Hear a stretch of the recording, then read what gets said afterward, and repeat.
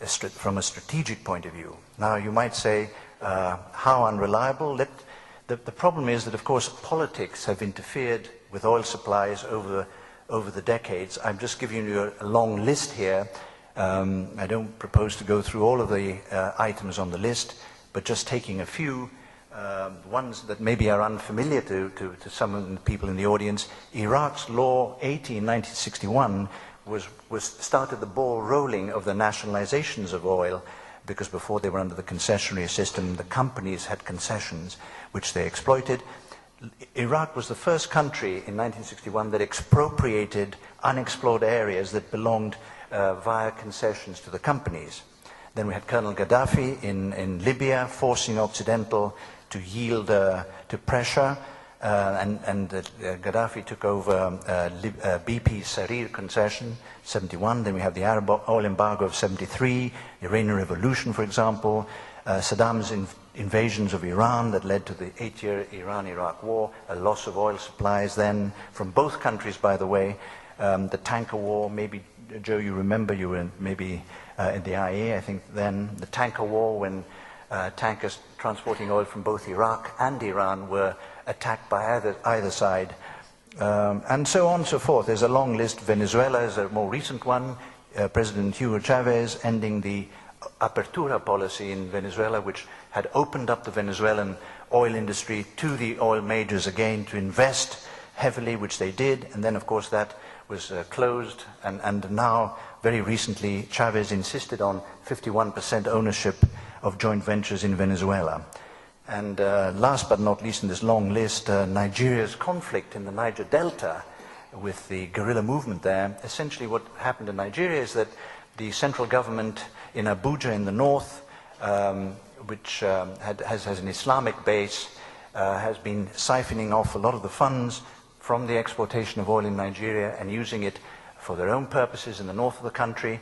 And of course the Christian or animist, sometimes pagan south, where the oil is produced, has been denied, and of course people eventually got agitated, and they formed guerrilla movements, and of course they're jeopardizing the production and exportation of oil from Nigeria. Nigeria has lost, Joe, you follow these things, probably around 800,000 barrels to even 1 million barrels a day, some people think, of capacity because of these problems. So politics, long list, key of course factor, the oil nationalizations of the mid-1970s, which brought the states involvement completely into oil production and exploration, etc. So now we had a new, that was the big bombshell, and since then we've been living with this severe problem that has affected oil supplies and has led to the security of supply issue. Unfortunately for the world, most of the world's reserves are concentrated in the OPEC countries. 81% of global reserves, this huge chunk of the pie chart there, is in the OPEC countries. And the other biggest slice is actually the former Soviet Union, Eastern Europe, the light blue slice in the middle there. If you added that to OPEC, then OPEC and the former Soviet Union, or Eastern Europe if you like, with a little bit of oil reserve, a few reserves in Romania and Kazakhstan, etc. If you brought all those together, they add up to more than 90% of the world's reserves. And all the rest is just about 9%. So it's a big problem as far as reserves are concerned. It's still a large problem in terms of the dependence on oil as a source of primary energy. Here there's a long list of countries, some small, like Greece right at the top. I've added Greece in here because Greece's dependence on oil as a source of primary energy at 63% is the second highest level of dependence after Ecuador. And Ecuador is an oil-producing country. So Greece is είναι η τιμητική θέση της Ελλάδος να είναι δεύτερη στον κόσμο. But there are other high forms of dependence. For example, France has, of course, we all know this, a great nuclear power industry, and its share of primary energy in nuclear share is 39%. India has huge coal reserves, 51% of primary energy. China, even larger reserves of coal, and even greater dependence on coal. And Russia, you will see, because of it's the largest holder of gas reserves in the world. It's not strange to find that the Russian Federation depends almost 60% on gas for its primary energy. Oil as a whole in the world, it occupies 36% it uses of world primary energy. The OECD is slightly higher at 40%. The Euro 27 countries at 40%. So oil, although the share of oil in primary energy has come down from its much higher percentages in the 70s, it still is number one and worldwide and a very important source. And it's unlikely that this will change very much in the next 10 or so years, and the world remains a dangerous place. So those are the facts. In terms of the importing of oil from the various sources, I've given you up here the United States, Europe, China, and Japan. The US is the most balanced of these countries and regions. You can see that the many sources of oil, there's no great preponderance of any particular source.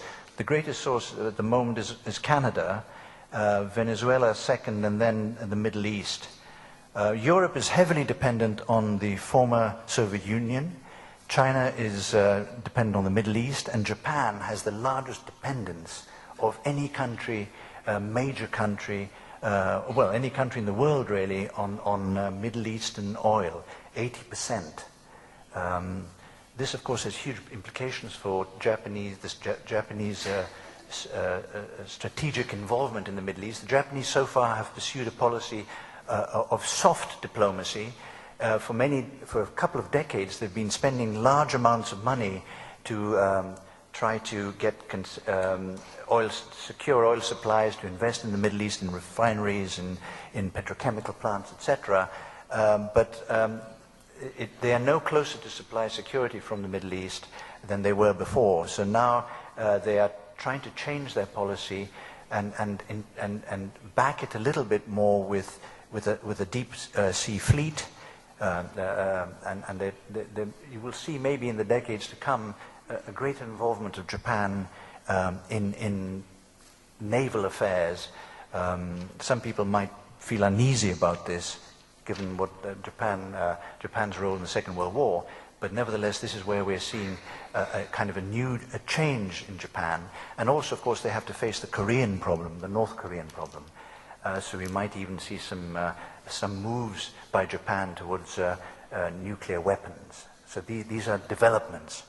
But you can see essentially why Japan will have to take a more proactive role. The US's dependence on the Middle East Gulf, it's of course part of almost folklore that the US is heavily dependent, but in fact it isn't. As I showed you earlier, its sources of oil are quite well balanced. The Middle East Gulf has only 20%, or about 20% of total oil imports of the US.